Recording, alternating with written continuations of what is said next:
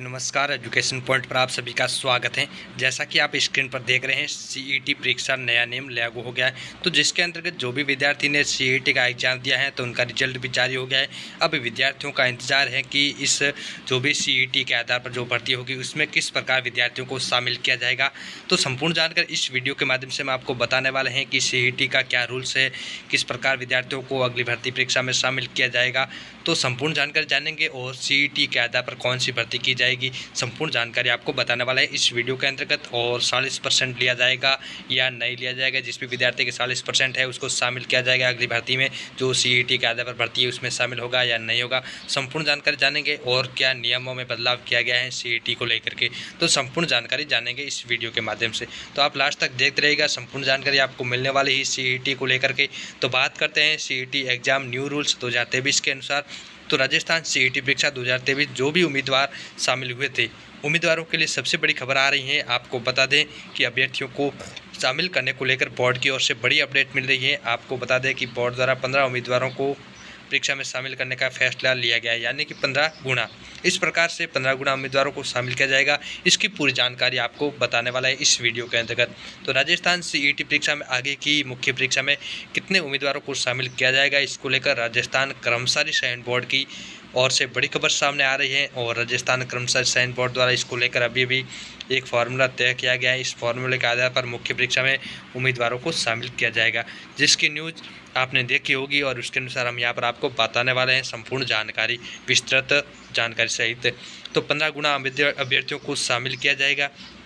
तो आपको बता दें कि अगर आपने भी राजस्थान सीईटी परीक्षा 2023 में भाग लिया है तो, और अगर आपने परीक्षा पास कर ली है और आपके कितने अंक आ रहे हैं उसके आधार पर आगे की मुख्य परीक्षा में शामिल किया जाएगा।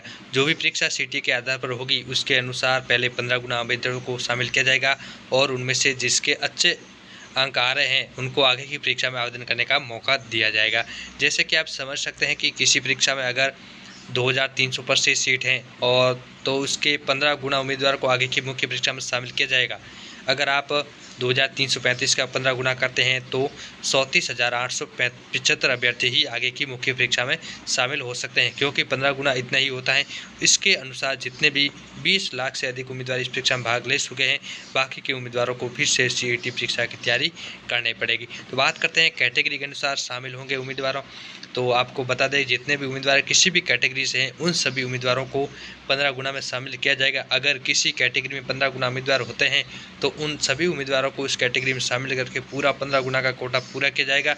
इस प्रकार से 15 गुना उम्मीदवारों को आगे की परीक्षा में शामिल करके उनके आवेदन लिए जाएंगे। इस प्रकार से नया फॉर्मूला कर्मचारी चयन बोर्ड ने जारी किया है।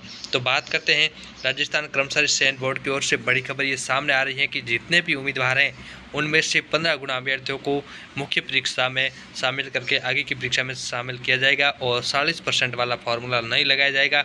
उम्मीदवारों की मांग की कि 40% वाले सभी उम्मीदवारों को आगे की परीक्षा में शामिल किया जाए। अब इसका विरोध भी शुरू हो चुका है। तो सीईटी मुख्य परीक्षा में नया फार्मूला, स्कोर के आधार पर पदों के मुकाबले टॉप 15 गुना अभ्यर्थियों को होगा चयन। तो ये न्यूज़ के रूप में आप देख सकते हैं। कार्मिक विभाग ने दिया मार्गदर्शन, अतिरिक्त अभ्यर्थियों की गणना चयन पर संबंधित कैटेगरी के लिए होगा। इन भर्तियों की खुलेगी राह, यानी सीईटी के आधार पर कौन सी भर्ती है ये भी जान लेते हैं। तो कनिष्ठ लेखाकार भर्ती सीईटी के आधार पर है, तहसील राजस्व लेखाकार भर्ती, सुपरवाइजर महिला अधिकारिता, पर्यवेक्षक महिला भर्ती, महिला बाल विकास, पटवारी भर्ती जल संसाधन, जिलेदार भर्ती जल संसाधन, छात्रावास अधीक्षक ग्रेड, द्वितीय भर्ती सामाजिक न्याय अधिकारिता और उप कारापाल कारागार विभाग, प्लाटून कमांडर गृह रक्षा। पदों की कुल संख्या 6,479 पद हैं भर्ती के, जो सीईटी के आधार पर होने वाले हैं। इसको ऐसे समझ सकते हैं कि जैसे कनिष्ठ लेखाकार के 5,190 पदों पर भर्ती होनी है, इस भर्ती में 5,190 का 15 गुना अर्थात 77,850 अभ्यर्थी मुख्य परीक्षा के लिए पात्र होंगे। ये सीईटी के शीर्ष स्कोर होंगे, यानी कि 77,850वें स्थान वाले अभ्यर्थी को का सीईटी का जो स्कोर है उस स्कोर को प्राप्त करने वाले अभ्यर्थी पात्र होंगे। ऐसा करते समय अगर किसी आरक्षित श्रेणी के 15 गुना अभ्यर्थी उपलब्ध नहीं है तो सीईटी स्कोर की सूची से और अभ्यर्थियों को लेकर के 15 गुना किया जाएगा, लेकिन अतिरिक्त अभ्यर्थियों का केवल उसकी कैटेगरी में ही अंतिम चयन हो सकेगा। तो ध्यान रखने की बात है कि 40% वाला फॉर्मूला डिलीट कर दिया गया है। इसमें सीईटी के अंतर्गत जो भी परीक्षार्थी ने सीईटी का एग्ज़ाम दिया है तो जितने भी नंबर आ रहे हैं उनको 15 गुना विद्यार्थियों को शामिल किया जाएगा कैटेगरी वाइज। यदि जिस भी कैटेगरी का विद्यार्थी इसके अंतर्गत 15 गुना हो रहे हैं तो पहले उसको वरीयता दी जाएगी। यदि इस कैटेगरी का 15 गुना विद्यार्थी नहीं हो रहे हैं तो दूसरी कैटेगरी को शामिल करके 15 गुना विद्यार्थी शामिल कर दिए जाएंगे। तो इस प्रकार का नियम ये लागू होने वाला है। 40% वाला नियम नहीं लागू होने वाला है। तो कर्मचारी चयन बोर्ड की ओर से नया फार्मूला लागू हो चुका है और इस नए फार्मूले में अब ऐसा बताया जा रहा है कि 40% वाला नियम लागू नहीं किया जाएगा। इसकी जगह 15 गुना वाला नियम लागू किया जाएगा। जितने भी उम्मीदवार पास हुए हैं उनमें से जिन उम्मीदवारों के अधिक हैं 15 गुना उम्मीदवारों को आगे की परीक्षा में आवेदन करने का मौका दिया जाएगा। बाकी के सभी उम्मीदवारों को दोबारा से सीईटी परीक्षा की तैयारी करनी पड़ेगी। अब इसको लेकर सोशल मीडिया पर और ट्विटर पर विरोध होना शुरू हो चुका है।